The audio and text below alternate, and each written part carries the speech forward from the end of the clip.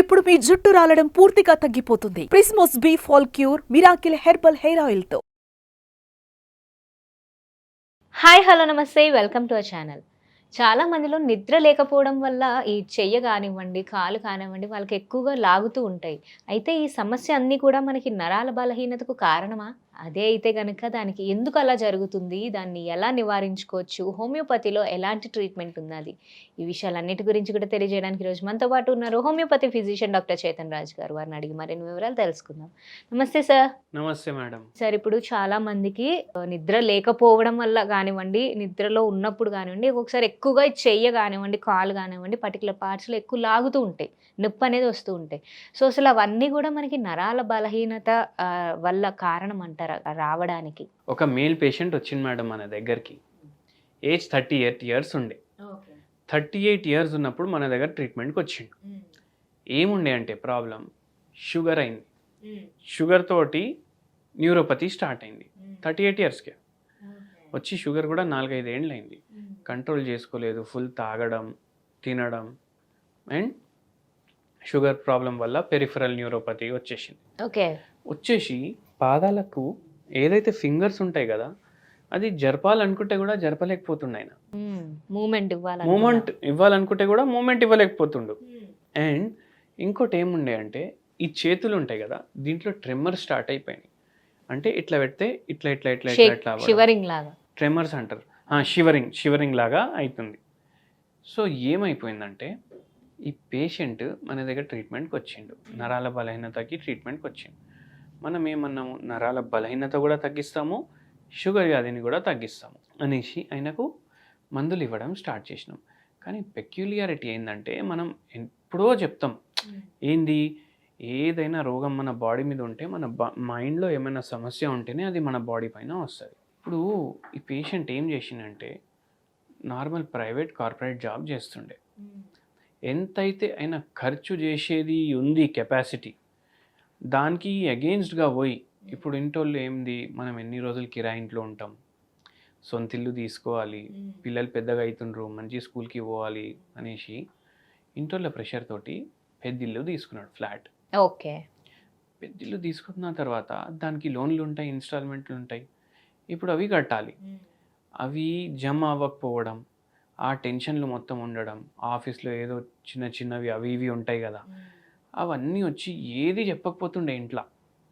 ఎందుకంటే మళ్ళీ ఇంట్లో టెన్షన్ పడతారు కదా, అన్నీ లోపలే పెట్టుకొని ఆందోళన స్టార్ట్ అయిపోయింది.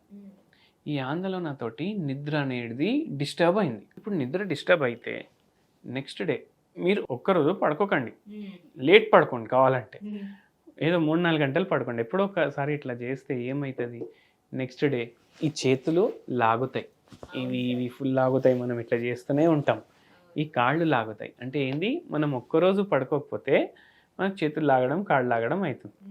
అదే రెగ్యులర్ అయిపోతే, ఇప్పుడు ఈ అబ్బాయికి అదే ఉండే కదా, 38 ఇయర్సే ఉండే, దాంతో నరాల బలహీనత తెచ్చుకున్నాడు. ఓకే. సో ఎప్పుడైతే మనం సరిగా నిద్రపోం కదా, మనకు షుగర్ వచ్చే ఛాన్సులు పెరుగుతాయి, నరాల బలహీనత వచ్చే ఛాన్సులు పెరుగుతాయి, మనము వెయిట్ గెయిన్ చేయడం ఛాన్సులు పెరుగుతాయి.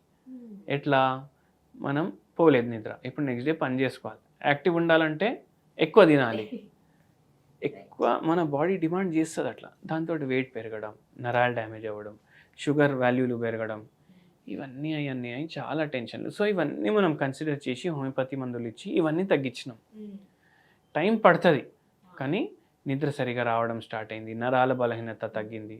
ఆ పేషెంట్ నాకు అంటుండే, నేను ఆయనకు గుడికి పోవాలంటే చాలా ఇష్టం, కానీ ఇట్లా ప్రదక్షిణలు కొడతాం కదా, అది కొట్టకపోయేది ఆయన.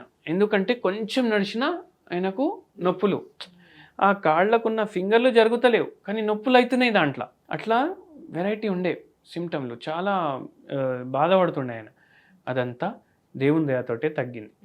అయితే ఇప్పుడు ఈ నిద్ర సమస్య ఏదైతే ఉంటుంది, అది నిద్ర సరిగా లేకపోతే మనకు నరాల బలహీనత అయితే వస్తుంది. సార్, మరి అయితే ఈ సమస్యతో ఇట్లా బాధపడుతున్న వారికి మరి ఏమైనా మంచి హోమ్ రెమెడీ ఉందంటారా? హోమ్ రెమెడీ చూడండి, ఒక మంచి హోమ్ రెమెడీ చెప్తాను నేను. సన్ఫ్లవర్ సీడ్లు ఉంటాయి కదా, సన్ఫ్లవర్ సీడ్లు అన్రోస్టెడ్ సీడ్లు కూడా దొరుకుతాయి. అవి జర డ్రై రోస్ట్ చేసుకోవాలి. ఓకే. అంటే ఇది ప్యాన్ ఉంటుంది కదా, దాంట్లో నూనె గినె ఏమి జస్ట్ ప్లెయిన్గా. ప్లేన్ ఇట్లా వేసి జస్ట్ డ్రై రోస్ట్ వేసుకోవాలి. దాని మీద కొంచెం మిరియాల బుక్ని వేయాలి. ఎందుకు వేస్తున్నాం? జర ఫ్లేవర్ కోసం. కొద్దిగా ఉప్పు, డ్రై రోస్ట్ చేసుకొని ఇది డైలీ ఇట్లా పౌడర్ లాగా చేసుకోవాలి. పౌడర్ లాగా చేసుకొని ఇది ఆవు పాల్లో కలుపుకొని తీసుకోవాలి. సన్ఫ్లవర్ సీడ్స్ డ్రై రోస్ట్ చేసుకొని దాంట్లో జర మిరియాలు వేసి, ఉప్పు వేయకండి. మీరు వాటర్లో కలుపుకొని తాగుతారంటే అదే మిల్క్లో వేస్తే మళ్ళీ ఇది అవుతుంది. ఖరాబ్ అవుతుంది. సో మిల్క్లో కలుపుకున్నాను కాబట్టి మీరు అట్లా తీసుకోండి. లేకపోతే డైరెక్ట్ తింటారంటే అట్లా కూడా తినొచ్చు. కానీ ఇట్లా మిల్క్లో తీసుకోవడం వల్ల మనకు చాలా హెల్త్కి మంచిగా ఉంటుంది. నరాల బలహీనత ఉన్న వాళ్ళకు ఇట్లా సన్ఫ్లవర్ సీడ్స్ని డ్రై రోస్ట్ చేసి పౌడర్ చేసి మిల్క్లో వేసుకొని తీసుకోవడం వల్ల వాళ్ళకు చాలా రిలీఫ్ ఉంటుంది. ఇంకా కొందరు డయాబెటిక్ పేషెంట్లు ఎవరికైతే చాలా నరాలు డ్యామేజ్ అయిపోయినాయి వాళ్ళకు కూడా రిలీఫ్ అనిపిస్తుంది. పూర్తి రిలీఫ్ కోసం పూర్తిగా మంచిగా రిపేర్ అయిపోవాలి, మళ్ళీ మంచిగా అయిపోవాలంటే మీరు హోమియోపతి ట్రీట్మెంట్ తీసుకోండి. Okay. Okay. So thank you so much sir. చాలా క్లియర్గా మనకి ఈరోజు వ్యూవర్స్కి అనేది చెప్పేశారు. దీనికి గల కారణాలు, ఎలాంటి హోమ్ రెమెడీ పాటించాలి అనేది. Thank you so much.